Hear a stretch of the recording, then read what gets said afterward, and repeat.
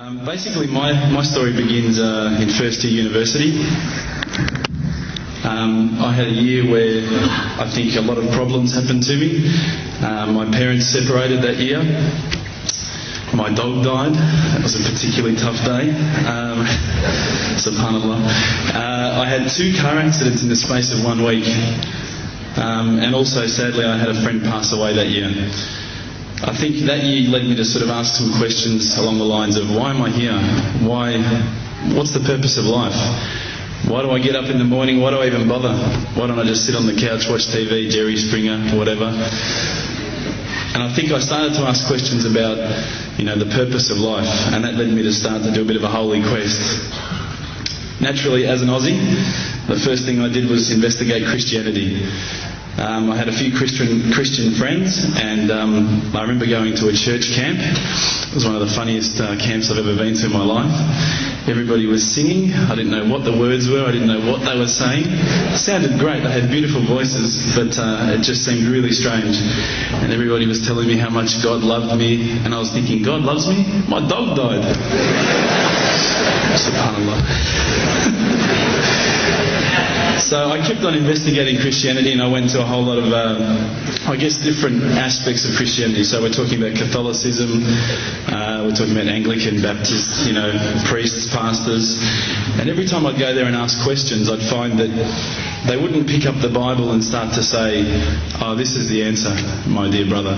They would just start answering me. They would just answer from their own opinions.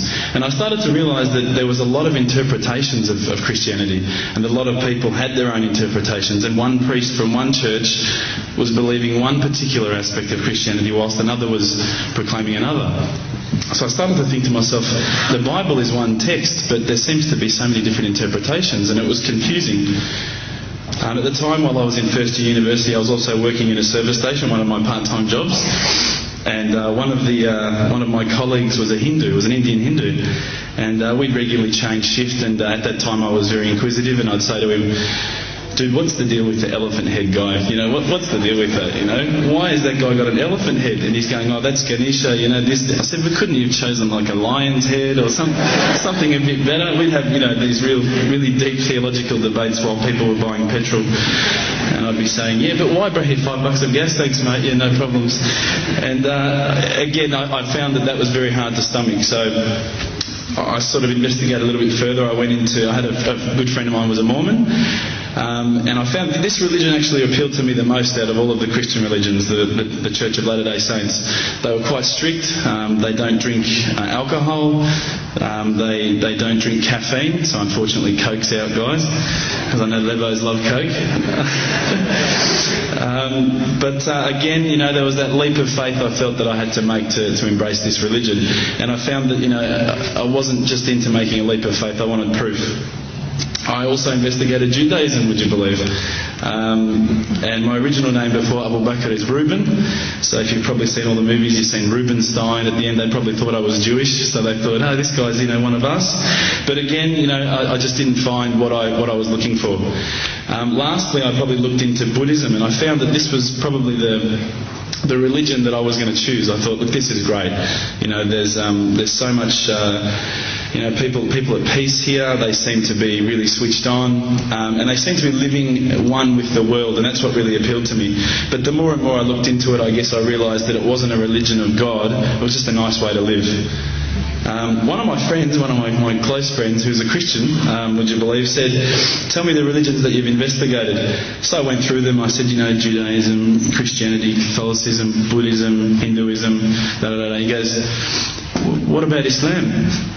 Islam? They're terrorists. I'm not going to investigate that religion. They're crazy. Why would I even look at that religion? But lo and behold, I found myself walking into a mosque one day. This was my eternal quest. So I walked straight in, shoes on, straight across the prayer rug. There was a brother praying. I walked straight in front of him. As he went to go into sujood, I almost stepped on his head.